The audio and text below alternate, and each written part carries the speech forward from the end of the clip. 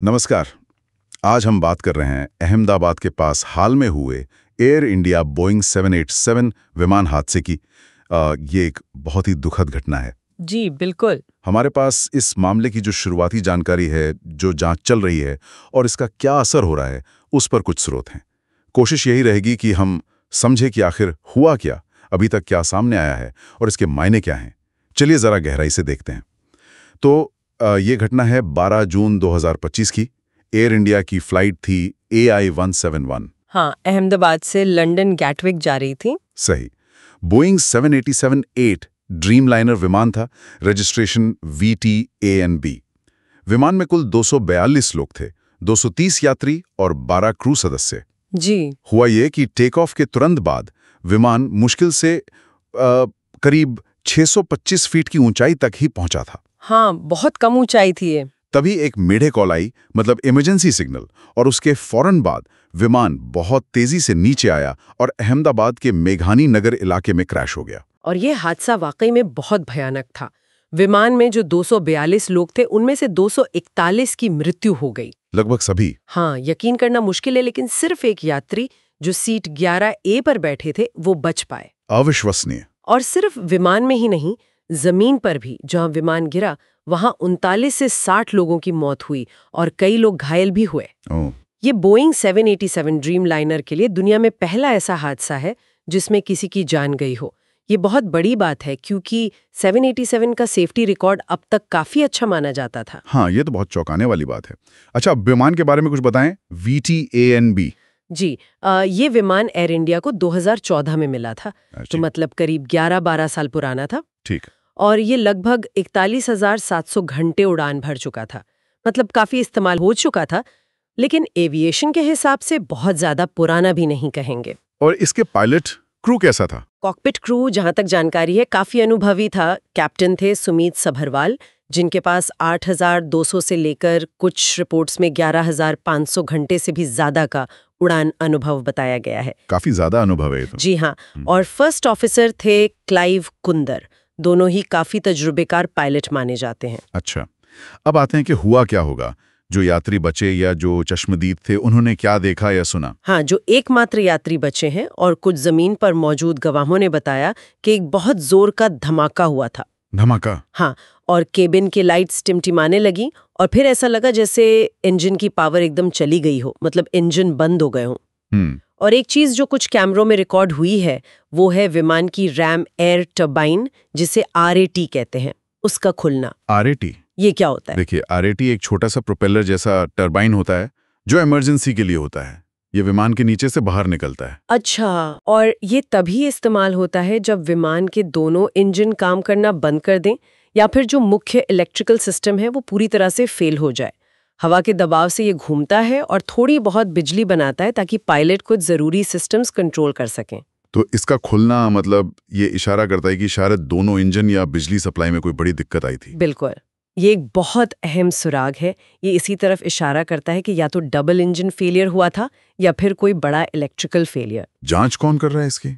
भारत की जो विमान दुर्घटना जांच संस्था है AIIB, यानी एयरक्राफ्ट एक्सीडेंट इन्वेस्टिगेशन ब्यूरो, वो मुख्य रूप से जांच कर रहे हैं। ठीक है। लेकिन क्योंकि ये बोइंग विमान है और इसमें ब्रिटिश यात्री भी हो सकते थे, तो ब्रिटेन की AIB और अमेरिका की FAA और NTSB जैसी एजेंसियां भी इसमें मदद कर रही हैं। तो अंतर्राष्ट्रीय सहयोग है। जी हाँ, और अच्छी खबर ये है कि विमान के दोनों ब्लैक बॉक्स, मतलब फ्लाइट डेटा रिकॉर्डर और कॉकपिट वॉइस रिकॉर्डर, दोनों मिल गए हैं। अच्छा, ये बहुत जरूरी होता है जांच के लिए? हाँ, बहुत ज्यादा। इनसे पता चलेगा कि हादसे से पहले क्या हुआ था। हालांकि अभी तक कोई पक्का कारण नहीं बताया गया है, जांच चल रही है। इस हादसे के बाद जाहिर है एयर इंडिया और जो रेगुलेटर है DGCA, उन्होंने कुछ कदम उठाए होंगे। जी बिल्कुल। DGCA यानी director general of civil aviation ने फौरन एक्शन लिया। एयर इंडिया के पास जो 33 ड्रीमलाइनर विमान है, उनमें से ज्यादातर की जांच के आदेश दिए गए। सभी की? ज्यादातर की। कई विमानों को तो ग्राउंड भी कर दिया गया, मतलब उनकी उड़ानें रोक दी गईं। 18 जून तक करीब 24 विमानों की जांच हो चुकी थी और कम से कम 2 दिल्ली में ग्राउंडेड थे। इसका असर तो फ्लाइट्स पर पड़ा होगा। हाँ, जाहिर है। एयर इंडिया की करीब 15% वाइड बॉडी उड़ानें, मतलब लंबी दूरी वाली उड़ानें प्रभावित हुई, लगभग 83 सर्विसेज रद्द करनी पड़ी। काफी ज्यादा है ये तो। हाँ, और पायलटों पर भी इसका मानसिक असर पड़ा है, तनाव बढ़ा है। और क्या असर हुआ, मतलब एविएशन इंडस्ट्री पर या लोगों के भरोसे पर? देखिए, असर तो हुआ है। एयर इंडिया की बुकिंग में करीब 20% की गिरावट देखी गई। बाप रे। हाँ, और जिन रूट्स पर 787 उड़ता था वहां किराए भी 8 से 15% तक कम करने पड़े। यहां तक कि बोइंग कंपनी के शेयरों में भी 4 से 8% की गिरावट आई। मतलब असर काफी दूर तक गया है। जी, एयर इंडिया के सीईओ ने अवश्य भरोसा दिलाया है कि सुरक्षा उनकी पहली प्राथमिकता है और जो पीड़ित परिवार हैं और जो जमीन पर प्रभावित हुए हैं उनके लिए मुआवजे की प्रक्रिया भी शुरू कर दी गई है। करीब 1 करोड़ रुपए तक का मुआवजा दिया जा रहा है। आगे क्या उम्मीद है जांच से? क्या चीजें देखी जा रही हैं? अब सबसे अहम काम है ब्लैक बॉक्स से मिले डेटा का विश्लेषण करना। एफडीआर से पता चलेगा कि विमान के सिस्टम्स कैसे काम कर रहे थे और सीवीआर से कॉकपिट में क्या बातचीत हुई थी आखिरी पलों में। इससे काफी कुछ साफ हो सकता है। उम्मीद तो यही है। इसके अलावा विमान के जो इंजन थे, GNX इंजन, उनकी बहुत बारीकी से जांच हो रही है। इनमें क्या देखा जा रहा है? ये इंजन अपने इलेक्ट्रॉनिक कंट्रोल सिस्टम के लिए जाने जाते हैं, तो ये देखा जा रहा है कि कहीं उस सिस्टम में कोई गड़बड़ी तो नहीं थी या फिर फ्यूल सप्लाई में कोई दिक्कत आई हो। इन पहलुओं पर खास ध्यान है। और पूरे ड्रीमलाइनर बेड़े का क्या होगा, जो ऑडिट की बात हुई थी? हाँ, एयर इंडिया के पूरे 787 बेड़े का एक व्यापक रेगुलेटरी ऑडिट चल रहा है। उम्मीद है कि ये जुलाई तक पूरा हो जाएगा। इससे ये पक्का किया जाएगा कि बाकी के विमान पूरी तरह सुरक्षित हैं और सारे मानकों पर खरे उतरते हैं। तो अगर हम संक्षेप में देखें, ये बोइंग 787 का पहला घातक हादसा है। जी, शक इंजन या इलेक्ट्रिकल फेलियर पर है, लेकिन अभी पुष्टि नहीं हुई है। सही। जांच चल रही है जिसमें कई देशों की एजेंसियां शामिल हैं और इसका असर एयर इंडिया, बोइंग, यात्रियों और एविएशन इंडस्ट्री पर काफी पड़ा है। बिल्कुल।